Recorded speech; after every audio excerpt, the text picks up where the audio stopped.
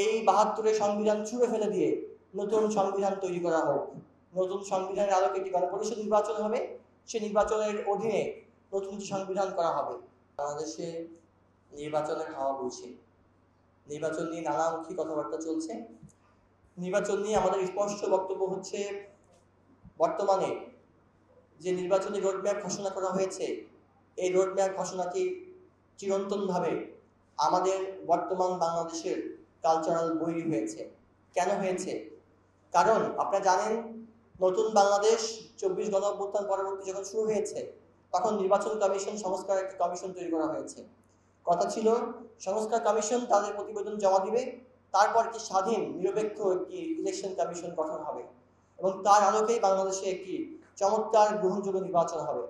কিন্তু আমরা দেখেছি নির্বাচন কমিশন সংস্কার কমিশনের কোনরূপ প্রতিবেদনের আগেই এই সরকার কোনো একটি দলের কথার উপর ভিত্তি করে একটি দলের পক্ষপাতিত্বমূলক একটি ইসি কমিশন গঠন করেছে, যাদেরকে আমরা বলছি এটি কোনো নিরপেক্ষ নির্বাচন কমিশন হয়নি। তাই এই সংস্কার কমিশনের প্রতিবেদনের পূর্বেই ইসি গঠনের প্রক্রিয়াটা স্বচ্ছ নয় এবং সেটি আমাদের যেই মৌলিক স্পিরিটের বহির্ভূত হয়েছে। দ্বিতীয়টি হচ্ছে, ইলেকশন কমিশন জনগণের মতের বাহিরে গিয়ে কোনো একটি নির্দিষ্ট দলকে সন্তুষ্ট করার জন্য আজকে কাজ করছে। আপনারা দেখেছেন জাতীয় নাগরিক পার্টি বাংলাদেশের বর্তমান যতগুলো দল রয়েছে, যারা নিবন্ধনের জন্য তাদের ডকুমেন্ট জমা দিয়েছে, এই এনসিপি সবচেয়ে বেশি আমাদের ডকুমেন্ট জমা দিয়ে সকল আইনি কমপ্লায়েন্স সাবমিট করেছে। তারপরেও আমরা দেখেছি পরে পরে আমাদেরকে বিভিন্ন রকম বাধাগ্রস্ত করা হয়েছে। আজকে আপনারা দেখছেন আমাদের প্রতীক শাপলা নিয়ে কথা বলা হচ্ছে। শাপলা আইনে যুক্ত করতে কোনোরূপ আইনি বাধা নেই। তারা বলছে যে ইলেকশন কমিশনের গ্যাজেটে শাপলাকে অন্তর্ভুক্ত করা হয়নি। ইলেকশন কমিশনের গ্যাজেট কোনো কোরআন কিংবা হাদিস নয়, যেটাকে চেঞ্জ করা যাবে না। এই গ্যাজেটকে পরিবর্তন করতে লাগে ম্যাটার অফ 1 মিনিট। ইলেকশন কমিশনকে অনতিবিলম্বে এই গ্যাজেট পরিবর্তন করতে হবে এবং জনগণের যে মার্কার শাপলা, এটিকে অন্তর্ভুক্ত করে জাতীয় নাগরিক পার্টিকে শাপলা প্রতীক দিতে হবে, অন্যথায় এটিকে রাজনৈতিকভাবে মোকাবেলা করা হবে।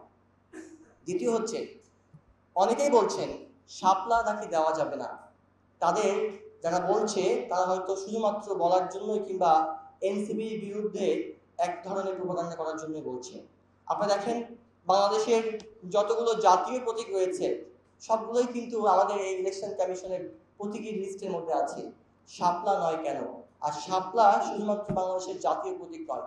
যারা সংবিধান পড়েছেন দেখেছেন শাপলার সাথে কিন্তু আরো অনেকগুলো বিষয় রয়েছে। সুতরাং শাপলাকে এই ইলেকশন কমিশনের প্রতীকের লিস্টে অন্তর্ভুক্ত করতে কিংবা এনসিপিকে এটি দিতে কোনোরূপ আইনি কিংবা সাংবিধানিক বাধা নেই।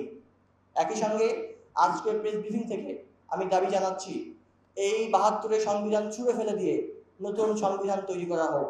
নতুন সংবিধানের আলোকে একটি গণপরিষদ নির্বাচন হবে, সেই নির্বাচনের অধীনে নতুন সংবিধান করা হবে। তারপর বাংলাদেশে একটি অংশগ্রহণমূলক একটি গ্রহণযোগ্য সংসদ নির্বাচন হবে, যে নির্বাচনের মাধ্যমে এই বাংলাদেশের জনগণ তাদের ভোটাধিকার নিশ্চিত করবে এবং তাদের সঠিক জনপ্রতিনিধি তৈরি করবে।